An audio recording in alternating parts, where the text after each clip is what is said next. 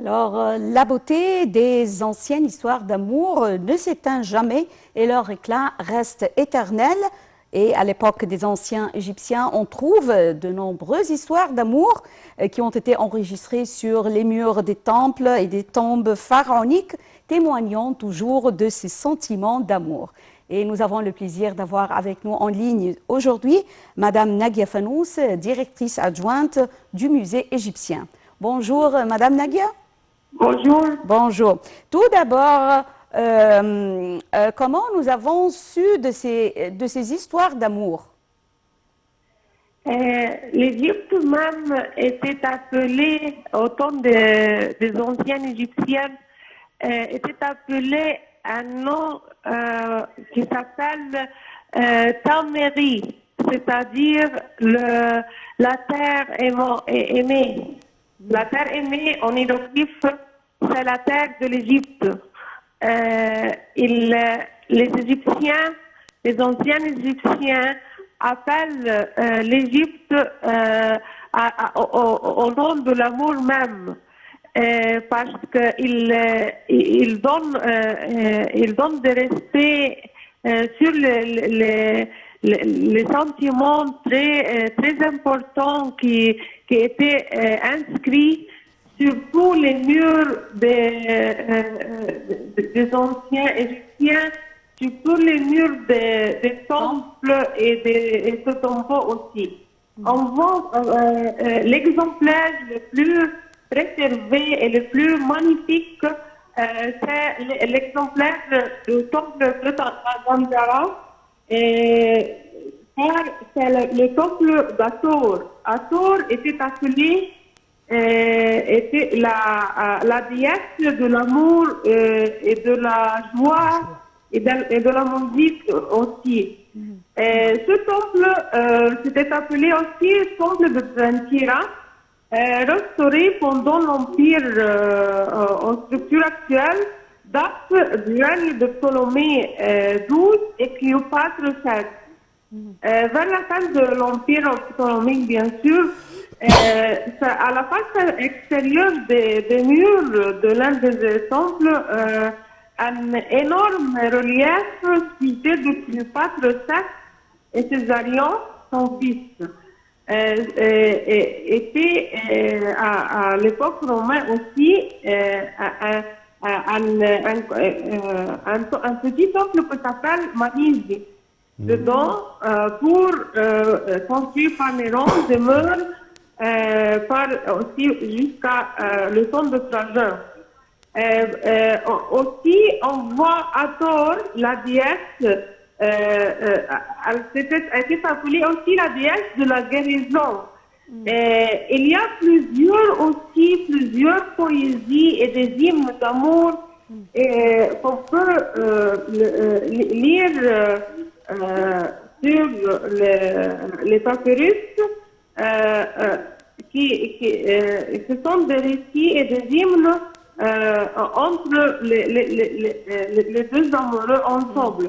On voit aussi sur le temple de Dendera que la déesse Hathor visite et il y a un cortège très important qui passe, elle quitte son temple à Dendera pour visiter son époux, son aimant, le dieu Horus à Edfu, au temple de Edfu.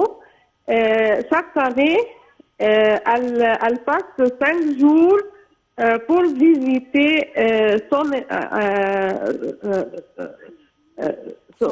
son époux à Edfu. On voit après ce long périple Hathor arriver à Edfu où Horus l'attendait sur le quai, escorté par une ville en pleine effervescence. À l'arrivée d'Hathor, les prêtres effectuaient des sacrifices afin de remercier la déesse de sa visite. Les sacrifices accomplis, le cortège se mettait en branle.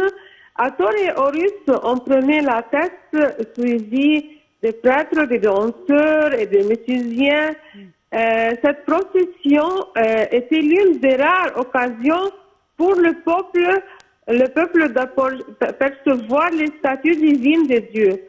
Suivant la voie sacrée, la procession se dirigeait vers le temple où le couple de divin allait passer sa première nuit dans le temple de Mamisi.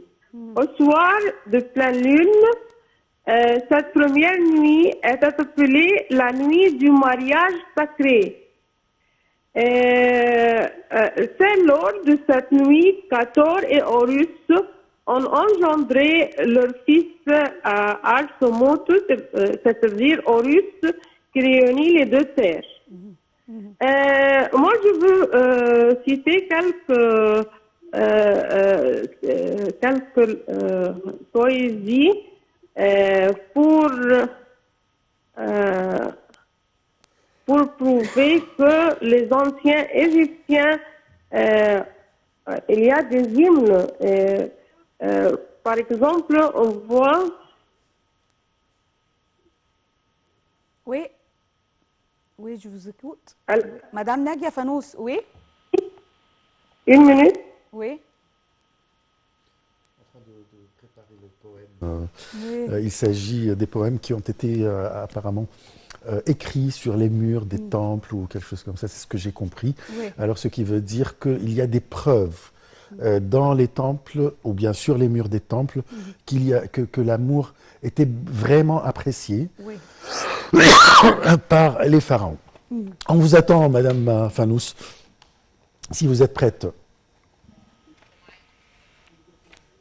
Oui, Madame Nadia Fanous. Le plus ancien témoignage serait le papyrus Bari, Oui. 500. Oui.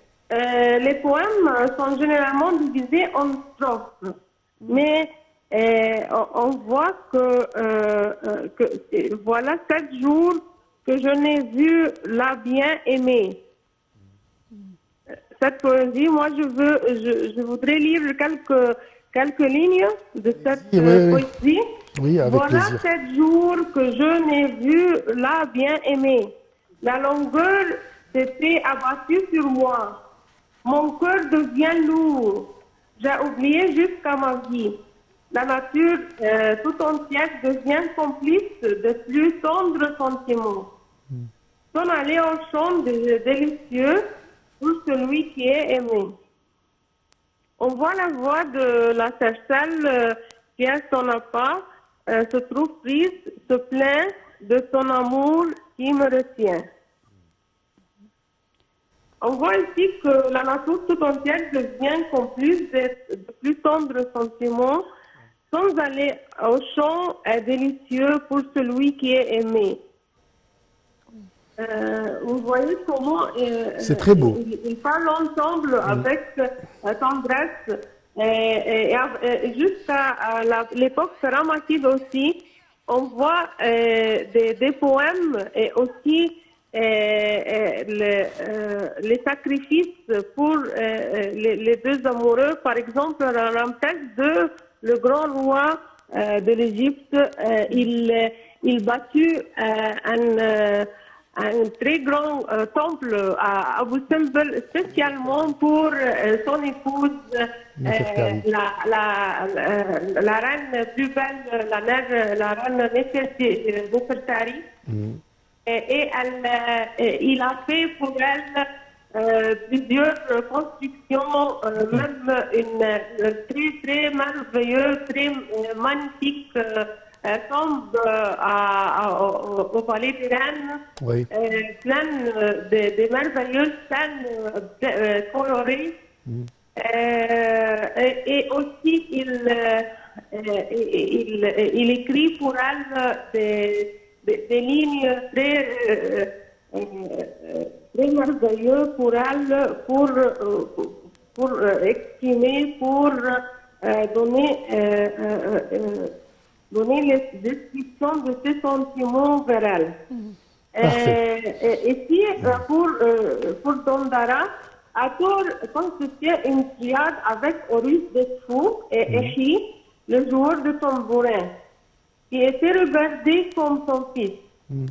Elle se rendait en procession à Edfou pour visiter Horus.